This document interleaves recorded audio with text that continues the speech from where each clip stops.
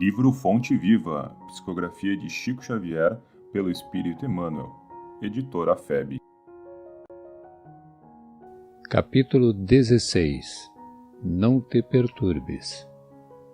E o mandamento que era para a vida, achei eu que me era para a morte. Carta de Paulo aos Romanos, capítulo 7, versículo 10. Se perguntássemos ao grão de trigo que opinião alimenta acerca do moinho, naturalmente responderia que dentro dele encontra a casa de tortura em que se aflige e sofre. No entanto, é de lá que ele se ausenta aprimorado para a glória do pão na subsistência do mundo. Se indagássemos da madeira, com respeito ao serrote, informaria que nele identifica o algoz de todos os momentos, a dilacerar-lhe as entranhas. Todavia, sob o patrocínio do suposto verdugo, faz-se delicada e útil para servir em atividades sempre mais nobres. Se consultarmos a pedra com alusão ao buril, certo esclarecerá que descobriu nele o detestável perseguidor de sua tranquilidade, a feri-la desapiedado dia e noite. Entretanto, é dos golpes dele que se eleva aos tesouros terrestres, aperfeiçoada e brilhante. Assim a alma, assim a luta. Peçamos o parecer do homem quanto à carne, e pronunciará, talvez, impropriedades 1000. Ouçamo-lo sobre a dor e registraremos velhos disparates verbais. Solicitemos-lhe que se externe com referência à dificuldade e derramará fel e pranto. Contudo, é imperioso reconhecer que do corpo disciplinado, do sofrimento purificador e do obstáculo asfixiante, o espírito ressurge sempre mais amorfoseado, mais robusto e mais esclarecido para a imortalidade. Não te perturbes, pois, diante da luta e observa. O que te parece derrota, muita vez é vitória, e o que se te afigura em favor de tua morte é contribuição para o teu engrandecimento na vida eterna. Capítulo 17. Cristo e nós. E disse-lhe o Senhor em visão: Ananias! E ele respondeu: Eis-me aqui, Senhor. Atos dos Apóstolos, capítulo 9, versículo 10. Os homens esperam por Jesus, e Jesus espera igualmente pelos homens. Ninguém acredite que o mundo se redima sem almas redimidas. O Mestre, para estender a sublimidade do seu programa salvador, pede braços humanos que o realizem e intensifiquem. Começou o apostolado buscando o concurso de Pedro e André, formando em seguida uma assembleia de 12 companheiros para atacar o serviço da regeneração planetária. E, desde o primeiro dia da Boa Nova, convida, insiste e apela, junto das almas, para que se convertam em instrumentos de sua divina vontade, dando-nos a perceber que a redenção procede do alto, mas não se concretizará entre as criaturas sem a colaboração ativa dos corações de boa vontade. Ainda mesmo quando surge, pessoalmente, buscando alguém para sua lavoura de luz, qual aconteceu na conversão de Paulo, O Mestre não dispensa a cooperação dos servidores encarnados. Depois de visitar o doutor de Tarso, diretamente procura Ananias, enviando-o a socorrer o novo discípulo. Por que razão Jesus se preocupou em acompanhar o recém-convertido, assistindo-o em pessoa? É que, se a humanidade não pode iluminar-se e progredir sem o Cristo não dispensa os homens na obra de soerguimento e sublimação do mundo. Ide e pregai. Eis que vos mando. Resplandeça a vossa luz diante dos homens. A seara é realmente grande, mas poucos são os ceifeiros. Semelhantes afirmativas do Senhor provam a importância por ele atribuída à contribuição humana. Amemos e trabalhemos, purificando e servindo sempre. Onde estiver um seguidor do Evangelho, aí se encontra um mensageiro do amigo celestial para a obra incessante do bem. Cristianismo significa Cristo e nós.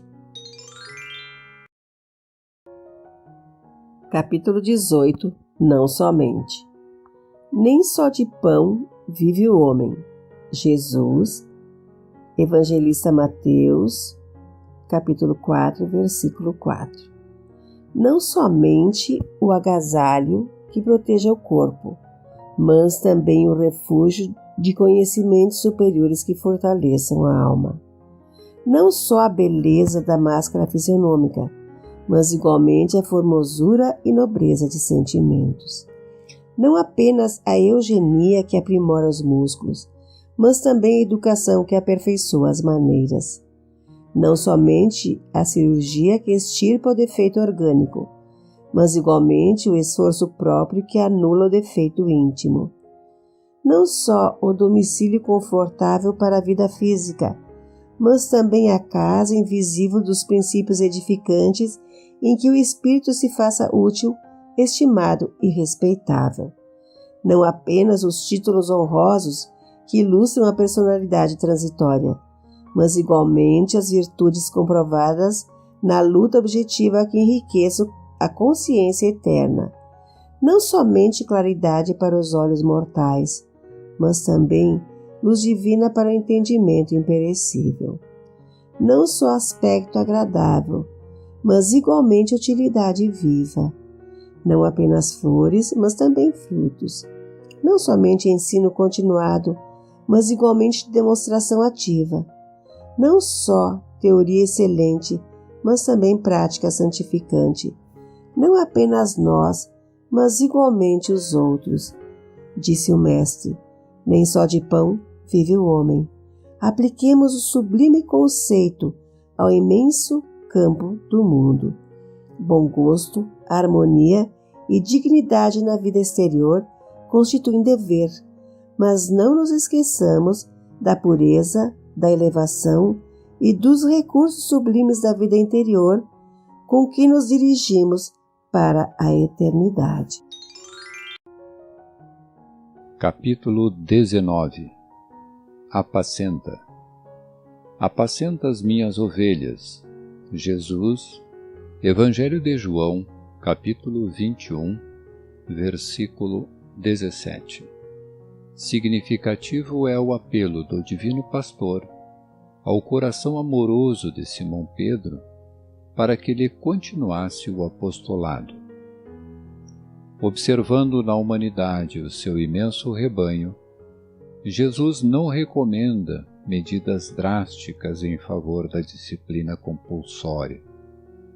Nem gritos nem xingamentos, nem cadeia nem forca, nem chicote nem vara, nem castigo nem imposição, nem abandono aos infelizes, nem flagelação aos transviados, nem lamentação, nem desespero. Pedro, apacenta as minhas ovelhas. Isso equivale a dizer, irmão, sustenta os companheiros mais necessitados que tu mesmo. Não te desanimes perante a rebeldia, nem condenes o erro, do qual a lição benéfica surgirá depois. Ajuda o próximo, ao invés de vergastá-lo. Educa sempre. Revela-te por trabalhador fiel. Sê exigente para contigo mesmo e ampara os corações enfermiços e frágeis que te acompanham os passos. Se plantares o bem, o tempo se incumbirá da germinação, do desenvolvimento, da florescência e da frutificação no instante oportuno. Não analises destruindo. O inexperiente de hoje pode ser o mentor de amanhã. Alimenta a boa parte do teu irmão e segue para adiante. A vida converterá o mal em detritos, e o Senhor fará o resto. Capítulo 20 – Diferença. Crês que há um só Deus.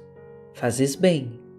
Também os demônios o creem e estremecem. Tiago, capítulo 2, versículo 19. A advertência do apóstolo é de essencial importância no aviso espiritual.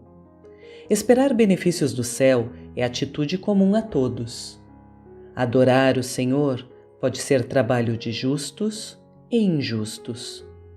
Admitir a existência do governo divino é traço dominante de todas as criaturas. Aceitar o supremo poder é próprio de bons e maus. Tiago foi divinamente inspirado neste versículo, porque suas palavras definem a diferença entre crer em Deus e fazer-lhe a sublime vontade. A inteligência é atributo de todos. A cognição procede da experiência. O ser vivo evolve sempre, e quem evolve aprende e conhece. A diferenciação entre o gênio do mal e o gênio do bem permanece na direção do conhecimento. O demônio, como símbolo de maldade, executa os próprios desejos, muitas vezes desvairados e escuros. O anjo identifica-se com os desígnios do Eterno e cumpre-os onde se encontra. Recorda, pois, que não basta a escola religiosa a que te filias para que o problema da felicidade pessoal alcance a solução desejada. Adorar o Senhor, esperar e crer nele são atitudes características de toda a gente. O único sinal que te revelará a condição mais nobre estará impresso na ação que desenvolveres na vida, a fim de executar-lhe os desígnios, porque, em verdade, não adianta muito ao aperfeiçoamento o ato de acreditar no bem que virá do Senhor, e sim a diligência em praticar o bem, hoje, aqui e agora, em seu nome.